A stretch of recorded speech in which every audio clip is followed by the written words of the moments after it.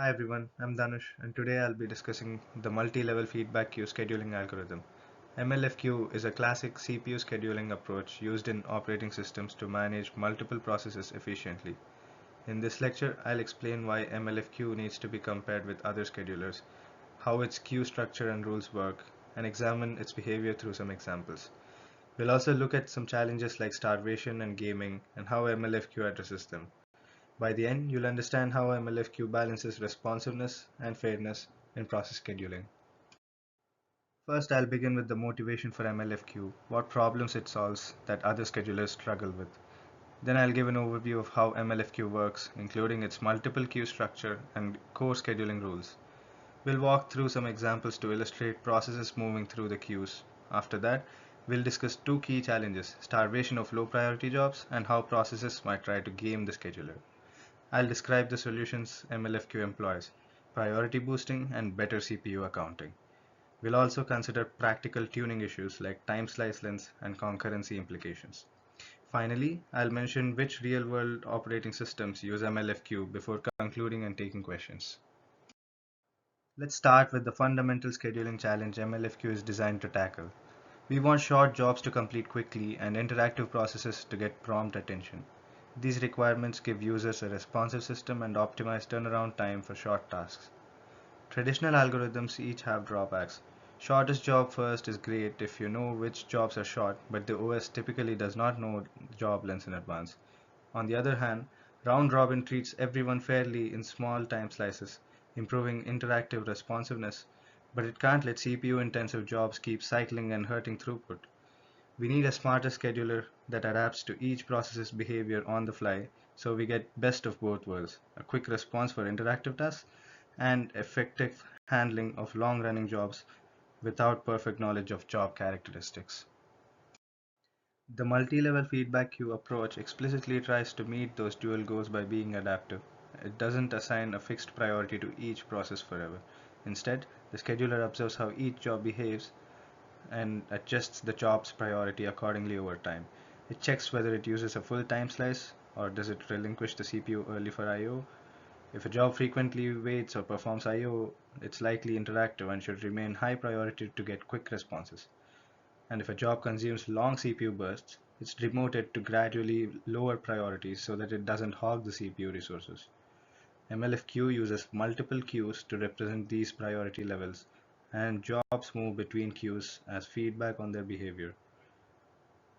In a sense, MLFQ tries to achieve the best of both worlds by giving fast service to short interactive tasks while being fair to heavy long-running tasks. This diagram shows the basic structure of an MLFQ scheduler. Instead of one ready queue, the scheduler maintains several queues arranged by priority. When a new process arrives, it is placed into the top priority queue by default. The assumption is a new job might be short, so give it a chance to run right away. The CPU scheduler always looks at the highest priority queue first and runs processes from there. Only when higher queues are empty, it will consider lower queues. If a running process uses up its entire time slice in a high priority queue without finishing, the scheduler will preempt it and insert it into the next lower queue. In the figure, those dashed arrows show a process moving down to a lower queue after consuming its allotment. This feedback mechanism of demoting CPU-bound processes ensures that overly demanding tasks gradually sink to lower priorities, letting shorter and more interactive tasks get more priority to access CPU resources. Now let us go over the main rules that define how an MLFQ scheduler works. Firstly, priority matters. If a process is waiting in a high priority queue, it always runs before anything in a lower one does.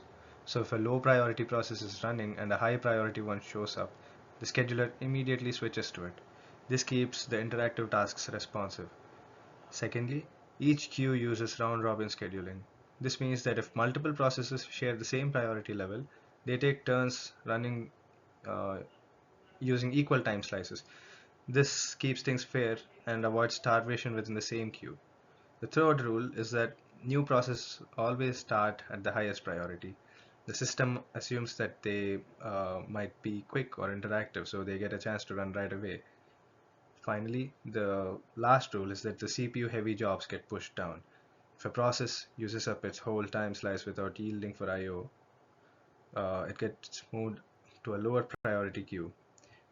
This feedback mechanism ensures interactive or I/O bound jobs to stay responsive while CPU bound ones slowly drop. Together, these rules help the scheduler adapt to how processes behave. Let us walk through a simple example to see how MLFQ handles CPU bound jobs. Imagine a single job enters the system and it's purely compute heavy. It doesn't wait on any I/O. It starts in the highest priority queue, Q0, and gets a time slice of say 10 milliseconds. It uses up the entire time, but it's still not finished. Based on rule 4, the scheduler drops it to Q1 for using a full time slice.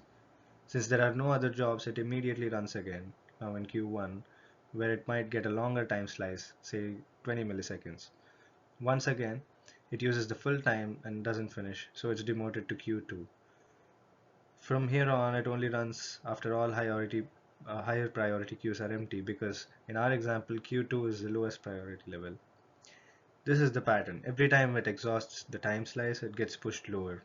If instead the job had finished quickly, it would have stayed in the higher priority queue and completed there. This behavior makes the multi-level feedback queue act like shortest job first in practice. It adapts over time, giving quick jobs high priority and pushing longer ones down the priority line without needing to know their lengths ahead of time.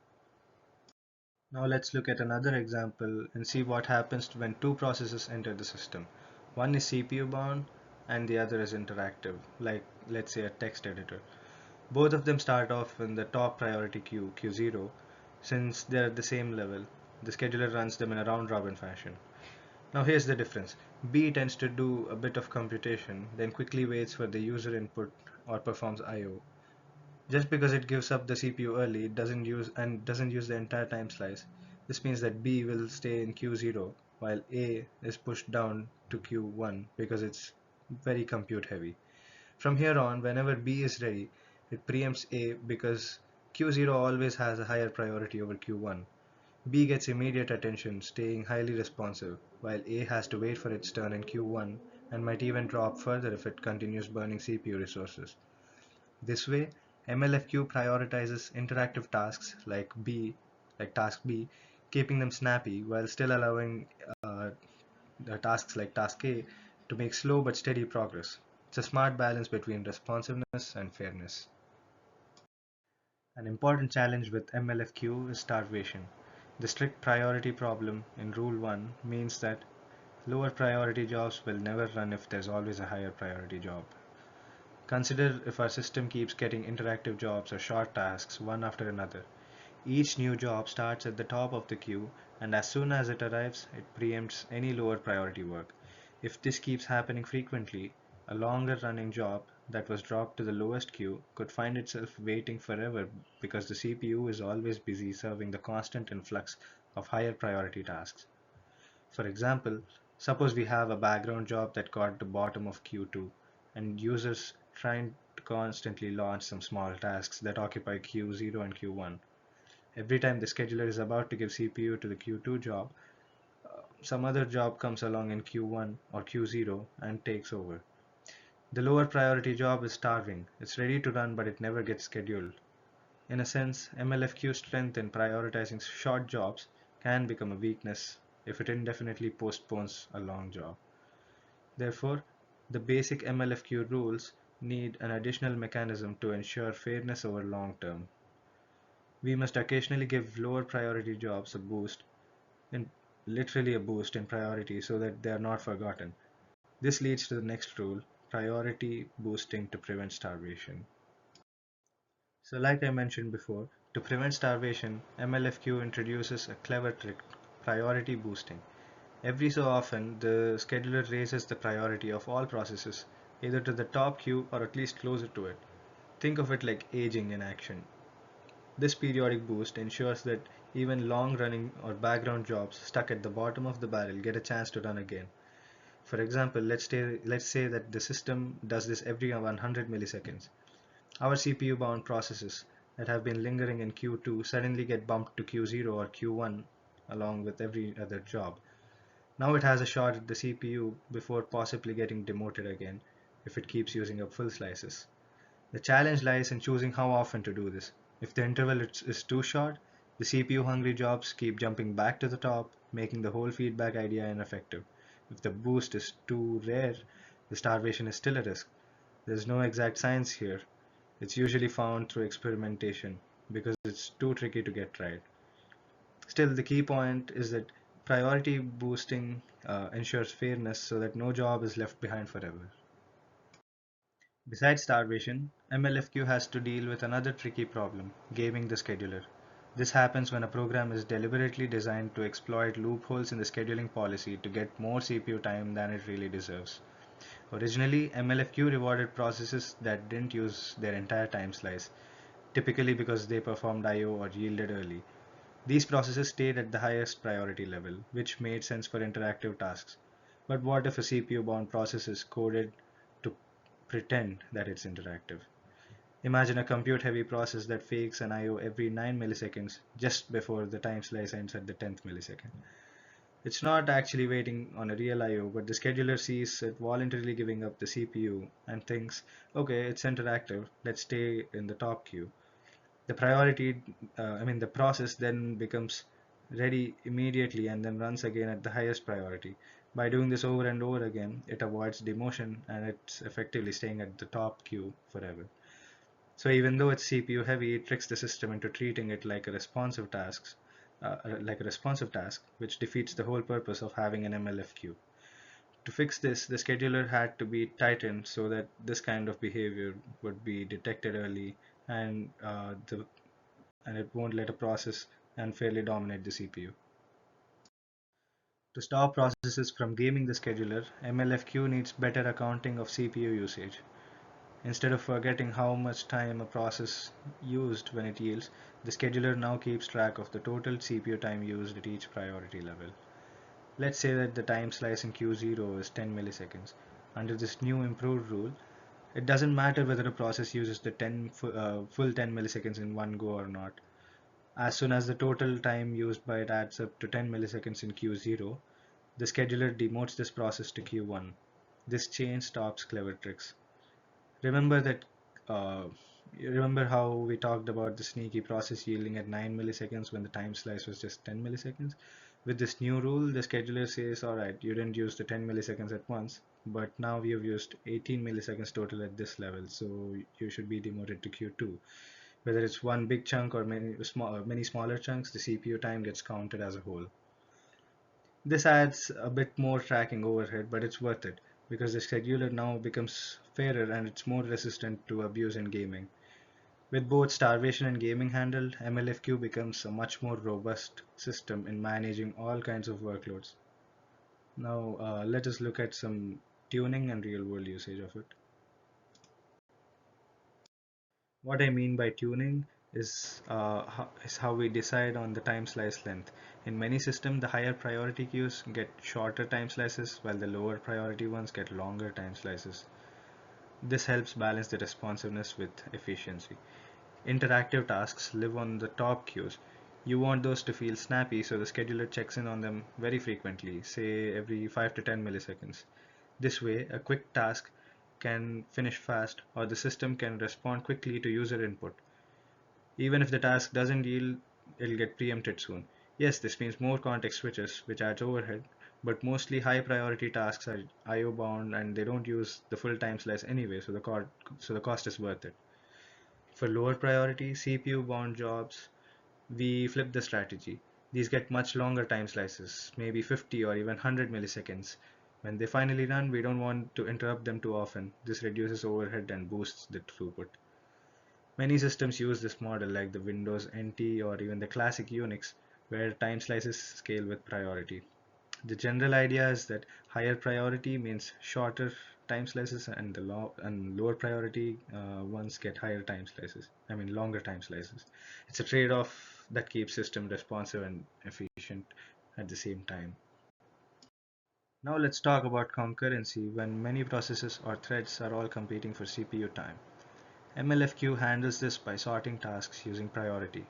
It's not perfectly fair in the short term, and that's by design.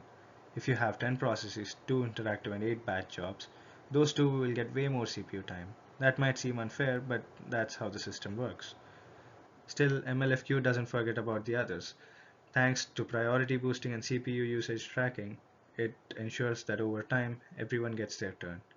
So while the interactive ones get faster responses, the other ones make steady progress too.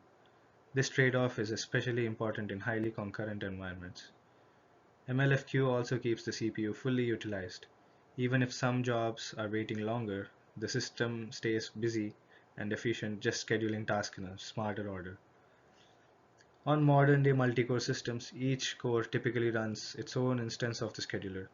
The OS may shuffle tasks between cores for load balancing, but the core idea remains the same.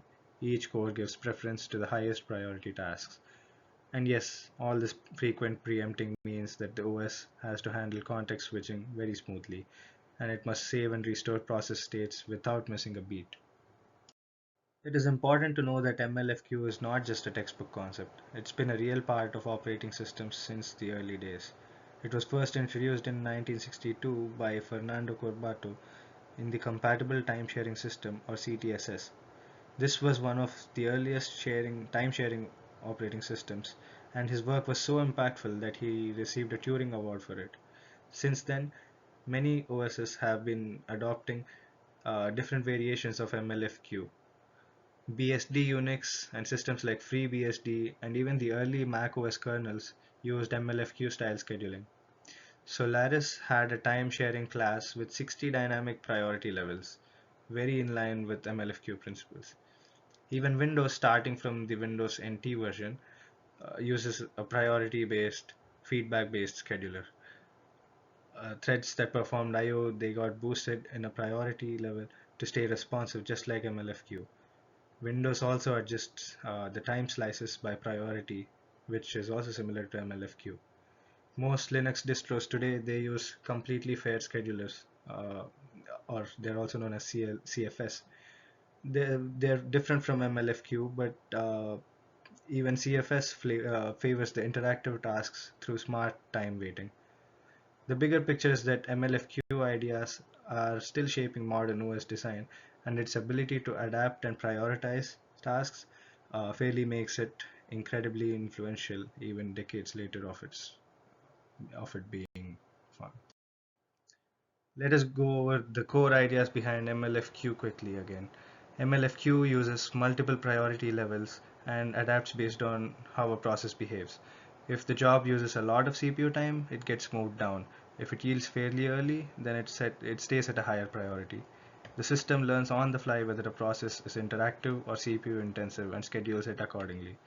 It's built for responsiveness and interactive and short tasks. They stay on the top while the long running tasks are not ignored either. As the long running tasks drop in priority, priority boosting kicks in to make sure that they still get time to run. We also saw how smart rules like tracking the total CPU usage can prevent clever programs from gaming the system. Everyone plays fair in the long run.